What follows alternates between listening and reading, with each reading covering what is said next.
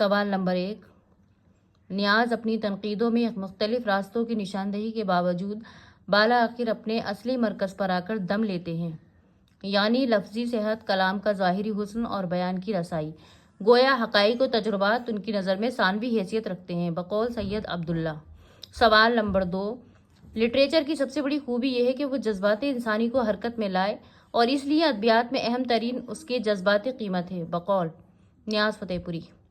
سوال نمبر 3، انتقادیات اور ما لہ و ما علیہ کس کے تنقیدی مضامین کے مجموعے ہیں؟ نیاز فتح پوری۔ سوال نمبر 4، ادب سیاسی، مذہبی اور اخلاقی موضوعات سے مدد لیتا رہا ہے، مگر یہ مذہب کا خادم ہے، نہ سیاست کا نقیب، نہ اخلاق کا نائب۔ ادب ہرجائی ہے اور ادب کا ہرجائی پن ہی اس کی دولت ہے۔ یہ معلومات نہیں تاثرات عطا کرتا ہے، علم نہیں عرفان دیتا ہے، یہ نظریہ نہیں نظر بخشتا ہے، بقول آل احمد سرور۔ سوال نمبر 5، نئے اور پرانے چراغ، تنقیدی اشارے، ادب اور نظریہ کس کے تنقیدی مضامین کے مجموعے ہیں؟ آل احمد سرور۔